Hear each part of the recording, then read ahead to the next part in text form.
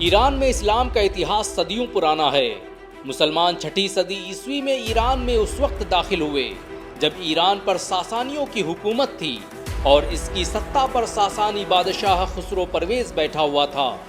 یہ وہی خسرو پرویز تھا جسے اس دور کے لوگ کسریٰ کے نام سے پکارتے تھے۔ حضرت محمد صلی اللہ علیہ وسلم نے جس ایرانی بادشاہ کو خط لکھ کر اسلام کی دعوت دی تھی وہ یہی خسرو پرویز تھا۔ خسرو پرویز کے دور کا ایران آج کے ایران سے بہت بڑا تھا۔ یہ دنیا کی سب سے بڑی سلطنت تھی جس کی سرحدیں ترکی، عمان، سیریا، اذربائیجان، آرمینیا سے لے کر ایشیا اور بھارت تک پھیلی ہوئی تھی۔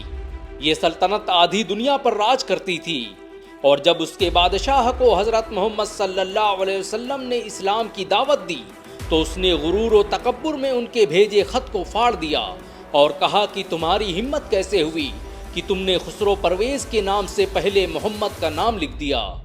خسرو پرویز کی اس گستاخی پر حضرت محمد صلی اللہ علیہ وسلم نے پیشن گوئی کی کہ خسرو کی سلطنت کچھ ہی دنوں میں ٹکڑے ٹکڑے ہو جائے گی، اور پھر نبی کے فرمان کے 15 سال بعد ہی حضرت عمر نے اس سلطنت کے 2 ٹکڑے کر دیے اور یہ سلطنت ہمیشہ کے لیے دنیا کے نقشے سے غائب ہو گئی۔ اسلام کے آنے سے پہلے ایران میں پارسیوں کا راج ہوا کرتا تھا اور یہی دھرم ہی وہاں کا سرکاری مذہب تھا، لیکن خسرو پرویز کی ایک غلطی نے ایران کا پورا جغرافیہ بدل دیا۔ ایران مجوسیوں کا دیس تھا اور یہاں کے لوگ آگ کی پوجا کرتے تھے۔ مسلمانوں کے آنے تک یہاں کی ایک بڑی آبادی اسی زرتشت دھرم کو مانتی تھی۔ مشہور صحابی حضرت سلمان فارسی بھی اسلام قبول کرنے سے پہلے ایک مجوسی تھے۔ انہوں نے ہی بسم اللہ کا فارسی میں ترجمہ کیا تھا۔ ایران کا پرانا نام فارس تھا، اور اس فارس میں جس پہلے مسلمان نے قدم رکھا اس کا نام خالد بن ولید تھا۔ خالد بن ولید کے نیترتو میں مسلمانوں نے پہلی بار 633 عیسوی میں ایرانیوں کا مقابلہ کیا اور میسوپوٹامیہ شہر کو فتح کر لیا۔ جس وقت خالد بن ولید نے ایران پر حملہ کیا اس وقت اس کی سطح پر ہرمز بیٹھا ہوا تھا۔ کہا جاتا ہے کہ ہرمز ایک ظالم بادشاہ تھا جو ہندوستان اور عرب سے آنے والے ویاپاریوں پر ظلم و تشدد کرتا اور ان کے مال کو لوٹ لیا کرتا۔ کسی میں ہمت نہیں تھی کہ وہ ان کے اتیاچاروں کا وروध کر سکے۔ کیا ہندو، کیا مسلمان، کیا عیسائی، ہر کوئی اس کے اتیاچاروں سے پیڑت تھا۔ جب یہ خبر خلیفہ ابو بکر کو ملی تو انہوں نے خود ہرمز کا حساب کرنے کا فیصلہ کیا اور اپنے سب سے طاقتور کمانڈر خالد بن ولید کو 18,000 فوجیوں کے ساتھ ایران روانہ کر دیا۔ خالد بن ولید کے آنے کی خبر ایرانیوں کو پہلے ہی مل چکی تھی۔ جب وہ ایران پہنچے تو دنیا کی سب سے بڑی فوج ان کا مقابلہ کرنے کے لیے پہلے سے ہی انتظار کر رہی تھی، لیکن خالد کوئی عام انسان نہیں تھے۔ یہ وہ کمانڈر تھا جس نے اپنی زندگی میں 125 سے ادھک جنگیں لڑی اور ایک میں بھی شکست نہیں کھائی۔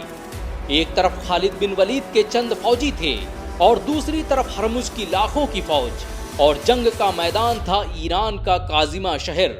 یہی وہ شہر تھا جہاں پر مسلمانوں نے پرشین امپائر کے ساتھ اپنی پہلی جنگ لڑی، اور اس جنگ کو نام دیا گیا جنگ سلاسل کا۔ یہ مانوا اتہاس کی ایسی جنگ تھی جو شروع ہوتے ہی ختم ہو گئی۔ ساسانی بادشاہ ہرمز نے خالد بن ولید کو چیلنج کیا کہ اگر دم ہے تو اکیلے مقابلہ کر۔ خالد بن ولید نے اپنے پہلے ہی وار میں ہرمز کا سر دھڑ سے الگ کر دیا۔ اس منظر کو دیکھ کر ایرانی فوج میں دہشت پھیل گئی اور وہ میدان چھوڑ کر بھاگ گئے۔ اس جنگ نے فارس کے لوگوں میں مسلمانوں کی ایسی دہشت بٹھائی کہ سالوں تک کوئی ان کا مقابلہ کرنے کو تیار نہ ہوا۔ مسلمانوں نے اس پہلی جنگ میں ہی پرشین امپائر کے پرکھچے اڑا دیے، اور پھر جب 636 عیسوی میں حضرت عمر نے سعد بن وقاص کو وجے رتھ دے کر فارس کی طرف روانہ کیا تو ساسانی سلطنت کا ہمیشہ کے لیے انت ہو گیا۔ سعد بن وقاص نے ساسانی بادشاہ یزگرد سوم کو ایسی شکست دی کہ فارس میں اس کا نام لینے والا بھی باقی نہیں رہا۔ جس فارسی سلطنت کو بیزنٹائن امپائر بھی ختم نہیں کر پایا، مسلمانوں نے اسے چند دنوں میں ہی مٹی میں ملا دیا۔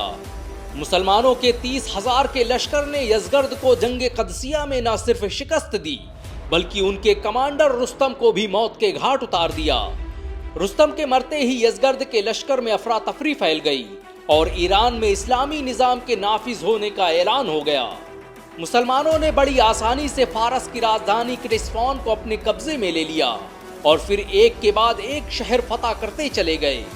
حملے سے پہلے سعد بن وقاص نے یزگرد کو دعوت دی تھی کہ اگر وہ اسلام قبول کر لے تو مسلمان اپنی فوج کے ساتھ واپس لوٹ جائیں گے، لیکن اس نے جنگ کو چنا، اور پھر اسی جنگ نے ایران سے 400 سال پرانی سلطنت کا خاتمہ کر دیا۔ اس جنگ کی فتح کے بعد ایران اب پہلا غیر عرب دیش تھا جہاں پر اسلام سب سے پہلے داخل ہوا۔ ایران میں اسلام کو پہنچانے میں حضرت عمر کا بڑا یوگدان رہا۔ انہوں نے نہ صرف ایران میں اسلامی حکومت قائم کی بلکہ اسلام کے پرچار پرسار کے لیے وہاں پر سینکڑوں مسجد اور مدرسے قائم کیے۔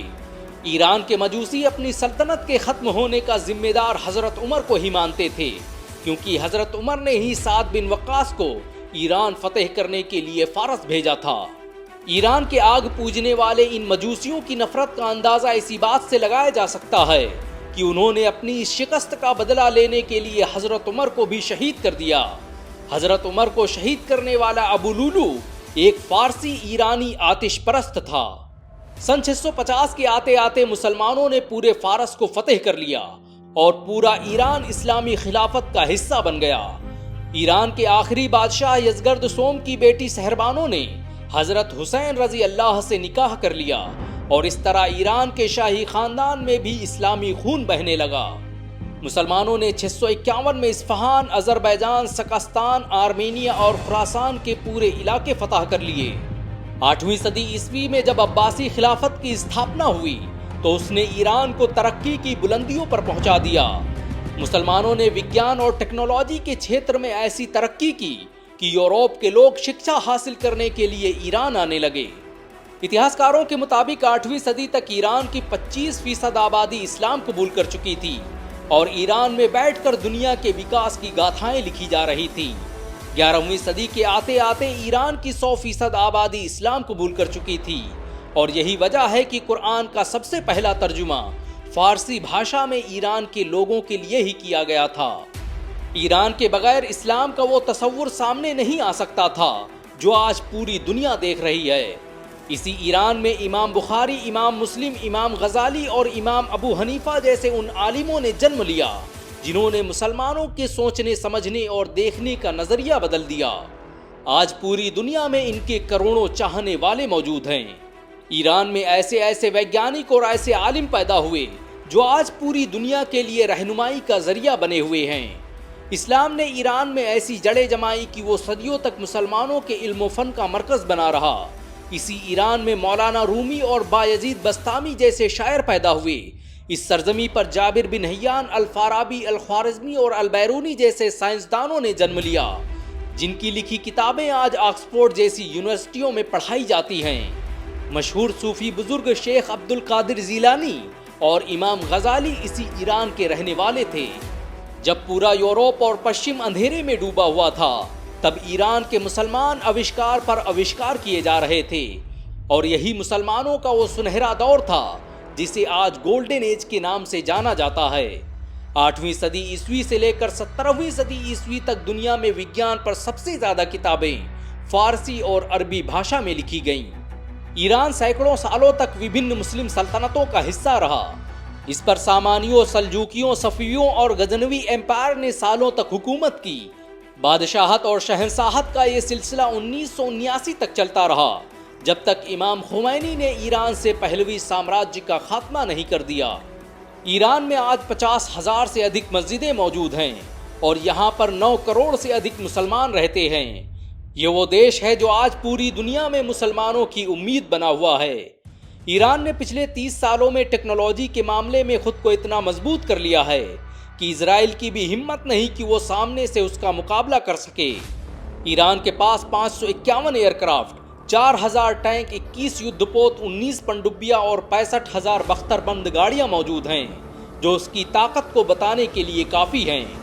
ایران آج مصر اور اسرائیل کے بعد مڈل ایسٹ کی تیسری سب سے بڑی شکت بن چکا ہے۔ ورودھیوں نے ایران کو ختم کرنے کی بہت سی کوششیں کی، لیکن وہ آج بھی سینہ تانے دنیا کے سامنے کھڑا ہے۔ نہ جانے کتنے منگول آئے، نہ جانے کتنے بادشاہ گزرے، لیکن ایران کو ختم نہیں کر پائے۔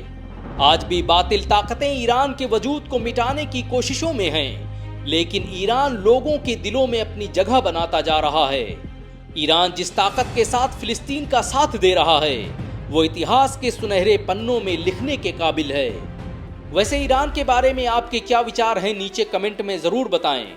اگر آپ ایران کو ایک طاقتور دیش مانتے ہیں تو اس ویڈیو کو لائک اور شیئر ضرور کریں۔ ایسی اور ویڈیو کو دیکھنے کے لیے ہمارے چینل کو سبسکرائب کریں، بیل آئیکن ضرور دبائیں۔